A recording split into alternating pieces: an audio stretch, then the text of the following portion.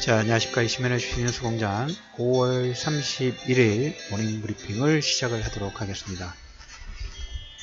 시장이 실적 시즌이 이제 6월달 프리 어닝 시즌이 이제 시작이 됩니다. 그로 인해서 몇몇 종목분들, 특히 해외에서 체크 한번 해보실 종목은 마이크론 테크놀로지가 신고가 파동, 물론 이제 전고점을 넘어서면서 차익 분할이 일부 추리가 됐으면서 일부 조정 받기는 합니다만은 큰 조정은 아니고 전고점 돌파, 신고가 파동 부분들이 장중에 진행이 됐다라는 얘기를 첫 번째 좀 드려보도록 하겠고, 미국의 중소형 지수 러셜 2000이라는 게 있습니다. 우리나라 중대형주 코스닥하고도 연관이 있고 코스피 종목군하고도 연관성이 일부 있는데, 이 러셜 2000이 신고가 파동 부분들을 진행을 하고 있어요. 그런 내용으로 어제 보시면 장중에 코스피가 한 2% 정도 조정을 나왔고, 코스닥이 2% 장중에 2% 조정이 나왔는데도 불구하고 코스닥은 0.3% 상승 부분들이 좀 진행이 좀 됐죠. 그거하고 어느 정도 연관성을 한번 체크해 두실 필요가 있다라는 얘기를 좀 드려보도록 하겠습니다. 어제 장 마감 후에 삼성생명이 보유하고 있는 삼성전자 지분 1조 1천억 정도 블록딜이 있었어요. 블록딜이 어떻게 보면 글쎄 이게 어떤 의미를 가지고 있을까? 지배구조 개편 부분들이 좀 진행이 돼야 되는 거고, 지금 시장에서 얘기가 나오는 것은 중간금융지주 쪽으로 어떤 금융 쪽 지분을 조금 이렇게 정리를 하지 않을까라는 얘기가 계속적으로 나오고 있는데, 그에 먼저 삼성전자 지분, 그러니까 삼성생명하고 삼성화재가 가지고 있는 지분이 금융권 지분이 10%를 넘어서면 안 되는 걸로 알고 있습니다. 그 넘는 지분에 대해서 이렇게 지분 처분 부분들을 진행을 하고 있다라는 얘기를 좀 드려보도록 하겠고, 오늘 이제 5월 31일이죠. 삼성바이오로직스 감리위원회 세 번째 감리위원회가 오픈이 됩니다. 물론 오늘 완벽하게 결정이 날지, 일단 시장에서 일정은 31일 날 오늘 이제 감리가 진행이 되고, 그 다음 달 7일 날 정선이.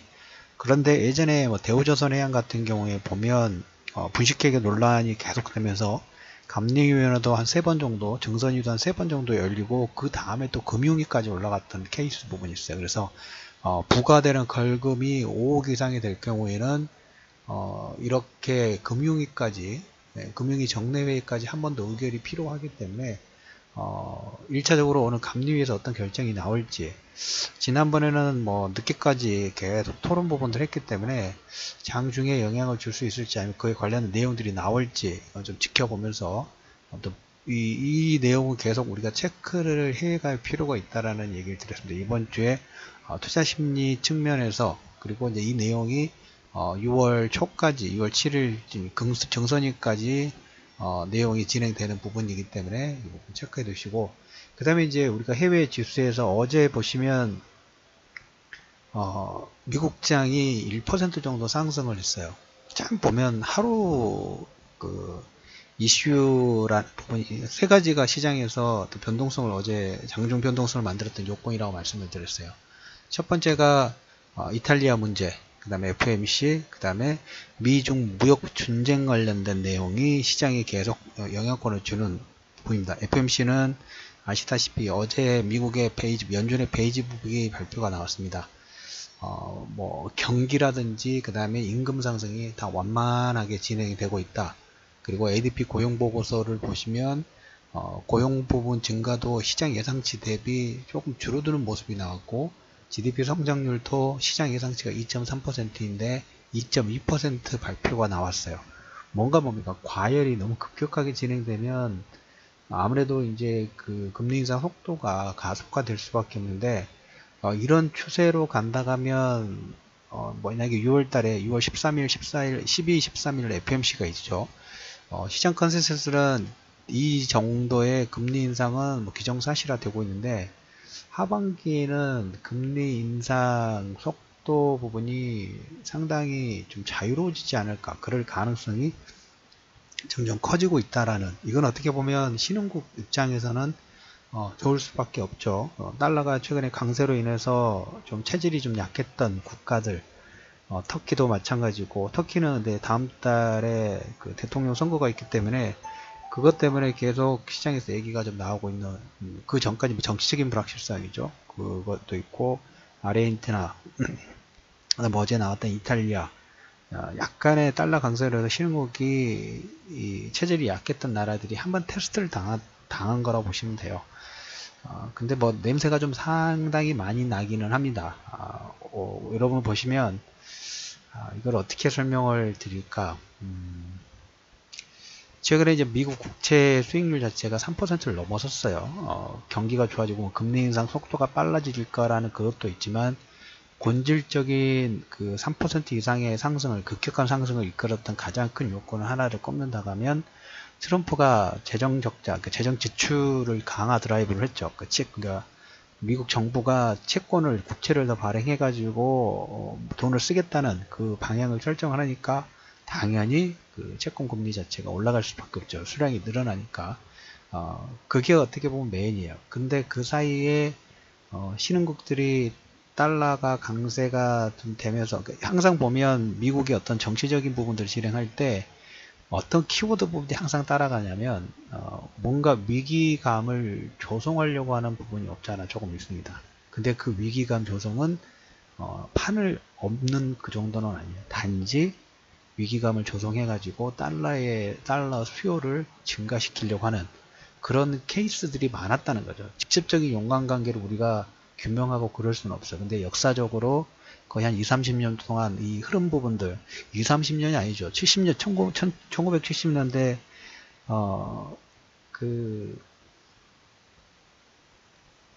플라자 합의하고 2차 중동전쟁이라든 이런 부분들 진행될 때마다 이런 내용들이 나왔으니까 계속 중간중간에 나왔던 내용들입니다. 그 선상으로 여러분들이 어느 정도는 이해를 하실 필요가 있다라는, 그래서 달러가 지금 뭐 94, 거의 이제 95선까지, 오버슈팅 나오면 95, 지난번에 우리가 94선 정도에서 91선 정도인가요? 달러 약세에서 달러 강세가 된다, 달러 인덱스 반등 나올 거다.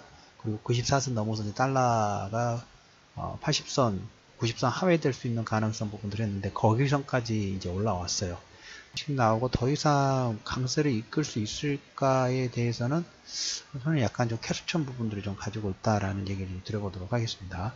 자, 그래서 FMC 부분은 뭐 이슈가 큰 내용은 같지는 않고 어제 이제 이탈리아가 장중에 5%, 이탈리아 지수가 5% 상승하고 그 다음에 해외에서 불안 심리로 금융주들이 출렁거렸죠. 그 요건 자체가 오송운동이라는 데하고 거기가 가장 많은 득표를 받았던 나라입니다. 그 다음에 극우 정당인 동맹이라는 데가 있는데 이 두 정당이 연합을 해가지고 정부 구성안을 제출을 했는데 이탈리아 대통령이 이건 좀 아니다. 특히 경제부 장관 쪽이 반EU 성격이 강한 사람이었는데 그래서 거부권이라고 할까요? 그렇게 해서 그 정부 구성안을 되돌렸어요.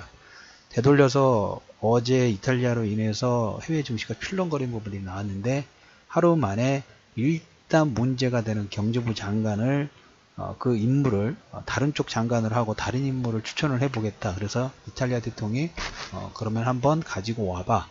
근데 이탈리아 대통령은 일단 총선적으로 다시 한번 그 진행하는 방향으로 그래서 진행하는 방향을 원한다. 그래서 만약에 총선이 진행되면 빠르면 7월 말이나 9월 말까지 시장에서 원하는 것은 불확실성이기 때문에 이 다른 사람을 데려왔는데도 불구하고 이탈리아 대통령이 예스하면 일단 오케이인데 노 할 경우에는 이런 그 다시 출렁거린 부분들이 나올 수 있다. 근데 전에 이 경제부 장관을 다른 사람을 데려와라는 코멘트 자체가 일단 긍정적인 내용 부분도 일부 있다라는 얘기를 좀 드려보도록 하겠고 그 다음에 이제 보실 부분이 어제 이제 미국 무역 분쟁 2월 2일부터 4일까지 이번 주에 3차 협상 부분들을 진행하고 있다겠죠.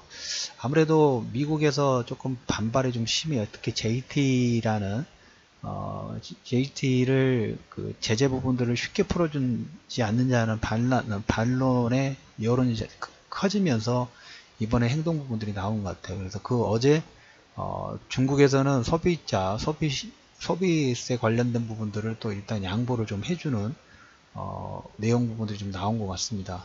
그래서 이번 주에 아무튼 무역 협상 관련된 진행 부분들이 좀 진행이 된다라는 얘기하고, 북미 정상회담 12일 개최하고 지금 김영철이 이 회담이 오늘 내일 이제 진행이 됩니다. 실무회담이 상당히 긍정적인 것 같아요.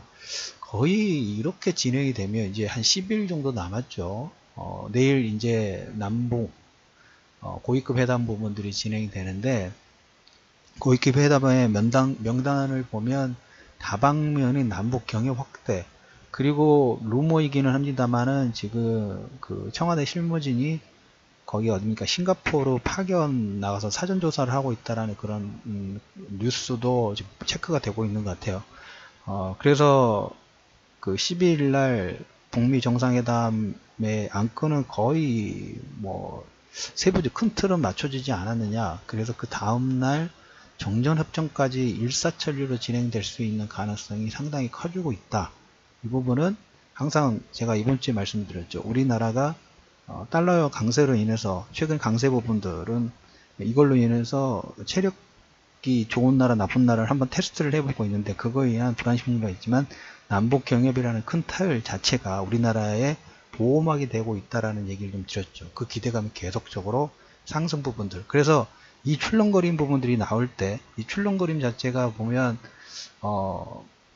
중기적으로 조금 시간을 끌 필요도 있는 내용들이 있지만, 의외로 어느 순간 또 바뀔 수 있는 내용 자체도 상당히 크다고 말씀을 드렸어요. 그래서 출렁거림 부분이 나올 때 우리가 싸게 살 수 있는, 저가에 매수할 수 있는 기회는 이렇게 아무도 시장에서 떠나려고 하는 기조 자체가 커질 때 그 요건을 만드는, 지금 세 가지 요건 부분들을 말씀을 드렸죠. 거기에서 세 가지 요건이 변동수를 만드는 요건인데, 반대로 이걸 리바운딩 시킬 수 있는 요건으로 반전한다면 그때 남들보다 먼저 저가 접근 부분들을 하면 더, 어차피 수익 자체는 복리 수익이기 때문에 싸게 사면 조그만의 반등만 나와도 뭐 10에서 30% 정도는 쉽게 나올 수 있다라는 얘기를 자주 좀 드립니다. 그 케이스가 뭐 장보고 1호, 2호에서 다 그렇게 보여드렸기 때문에 그런 식의 접근 부분들. 그래서 아무래도 개별 종목분들의 편차 부분들이 있지만 시장 전체적으로는 이게 우리가 가장 우려해야 되는 뭐 리만 사태나 이런 케이스는 확률 자체적으로 그렇게 높지는 않아요. 단지 변동성.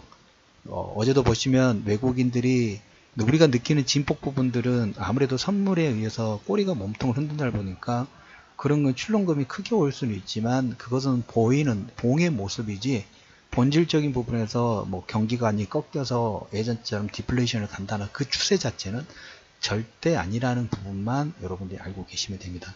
그런 케이스하고 똑같은 부분 보시면 되죠. 기술적 분석상으로 정별, 이동평균선이 정별이 진행이 되어 있는데, 상승을 하다가 뭐 이격 부분들이 생겼을 때 뭐 5일선에도 21선, 60일선, 120일선까지 상승이 급격하게 진행이 되면 조종파동 이후에 다시 정별 추세 부분도 돌아가죠. 이격을 조종하는 구간에 여러분들이 말씀드린 세 가지 요건이 조종파동 부분들을 만드는 거기 때문에, 그럴 경우에는 정배열 추세선 아니면 이동평균선, 중장기 이동평균선에도 저가 매수 부분들을 진행을 하지만 다음 반동에서 수익권 자체가 커질 수 있다라는 얘기를 좀 드려보도록 하겠습니다. 자, 한 줄 키워드 부분들로 오늘 5월 31일 모닝 브리핑을 정리를 해보면, 이탈리아가 2차 연정 구성 부분들을 진행을 하고 있고, 북미 정상회담이 실무회담이 긍정적이고, 그 다음에 정전협정까지 가능성이 점점 커지고 있다. 그리고 우리나라 종목군들, 뭐 SK하이닉스 반도체 쪽에 영향권이 큰 마이크론 테크놀로지, 어떻게 보면 마이크론보다 SK하이닉스가 비중 자체가 더 커요. D램의 비중 자체가 신고가를 진행을 하고 있다. 그리고 러셀 2000도 신고가를 진행하고 있기 때문에 종목군별로 각계전투, 저가 매수 부분들을 계속 ING 할 수 있는 그런 흐름 부분들이 진행이 되고 있음을 말씀을 드리면서 5월 31일 이슈맨의 주식 뉴스 공장 모닝 브리핑을 마무리하도록 하겠습니다.